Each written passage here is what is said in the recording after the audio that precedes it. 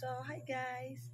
I'm Sweet Paguntalan at ngayon, gagawa tayo ng diorama at flip chart. Before that, bibili muna tayo ng ating materials. So, samahan niyo ako. Let's go!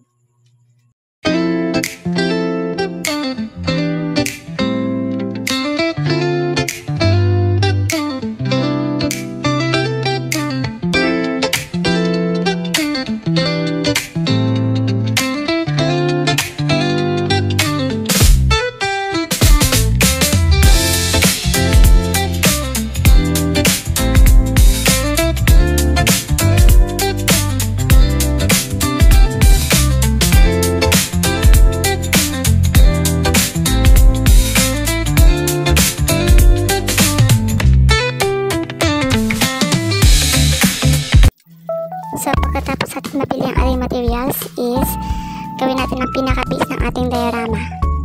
Yan po yung mga nabili ko. Lagyan natin ng cover yung ating karton para magmukhang malinis at matakpan siya. So, dikit-dikit lang tayo. Any kinds of carton po pwede, basta po is matibay siya. As you can see, dinidikit ko na yung pinaka-base din at yung picture ng ating diorama. So, yung team ko po is forest, kaya po mga puno at mga hayop. Forest or kalikasan. So, idikit na natin. So, ganun lang po kadali. Idikit lang natin ang ating mga inihanda at ito po yung final result ng ating kalikasan. Thank you! Ito naman po yung mga materials ng ating flip chart. So, yung gamit ko po is folder, yung pinaka-base ko. So, kailangan natin planuhin yung pinaka-base. Make sure na matibay at maayos siya. So, yung flip chart po na gagawin ko is book style na flip chart. Marami pong iba't ibang uri ang flip chart. Meron din pong pa-calendar style. So, ito po pinili ko is book style. So, yung mga materials ko po is yan, paper, glue, at any kinds of materials na pang-design. Like mga beads. So, depende po sa atin kung ano po yung gusto natin design.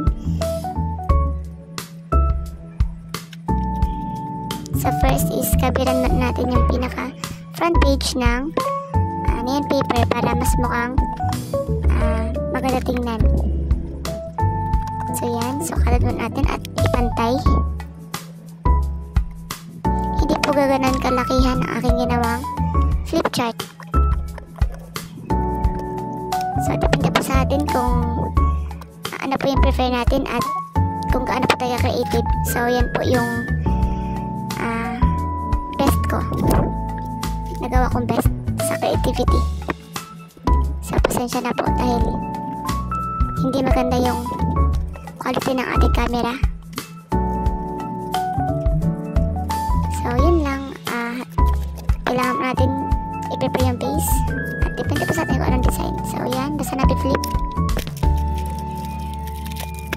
At simulan natin lagyan ng design yung ating pinaka-front page.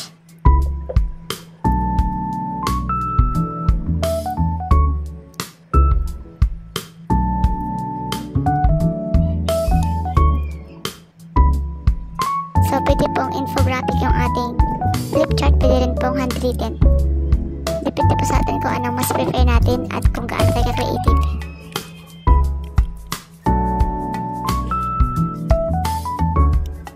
So, yan na po. Sisimulan ko lang dikitan ng aking flip chart ng design. So, yan po yung mga pictures na inihanda ko para sa flip chart. So, yan po yung